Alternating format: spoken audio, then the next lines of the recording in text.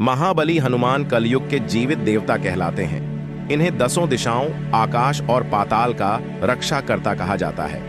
भगवान हनुमान का मात्र नाम लेने से ही बड़े से बड़े संकट और परेशानियां दूर हो जाती हैं। जो भी भक्त प्रभु श्री रामचंद्र के परम भक्त भगवान हनुमान की निस्वार्थ भाव से पूजा आराधना करते हैं, उन्हें कभी किसी कष्ट का सामना नहीं करना पड़ता है। कहा जाता है कि हनुमान जी के केवल नामों के उच्चारण मात्र से ही व्यक्ति सांसारिक सुखों को प्राप्त करता है।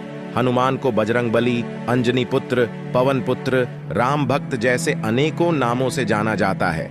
ऐसे में चलिए आज जानते हैं बजरंगबली का नाम हनुमान कैसे पड्डा।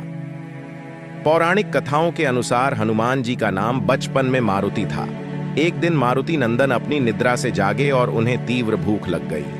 उन्होंने पास के एक वृक्ष पर लाल पका फल देखा, जिसे खाने के लिए वे निकल पड़े। दरअसल मारुति जिसे लाल पका फल समझ रहे थे, वे सूर्यदेव थे।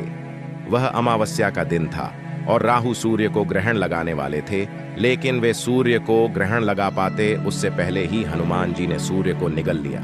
राहु कुछ समझ नहीं पाए कि हो क्या रहा है। उन्होंने इंद्र से सहायता मांगी।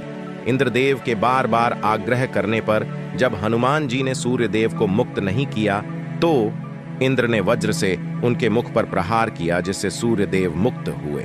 वहीं वज्र के प्रहार से पवन पुत्र मूर्छित होकर पृथ्वी पर आ गिरे और उनकी ठुड्डी टेढ़ी हो गई। जब पवन देवता को इस बात की जानकारी हुई तो वे बहुत क्रोधित हुए।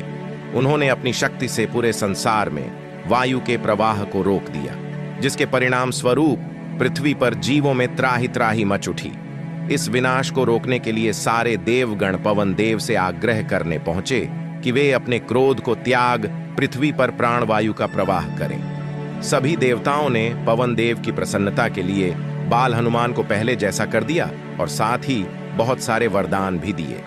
देवताओं के वरदान से बालक हनुमान और भी ज्यादा शक्तिशाली हो गए, लेकिन वज्र के चोट से उनकी ठुड्डी टेढ़ी हो गई, जिसके कारण उनका एक नाम हनुमान पड़ा। अबापम।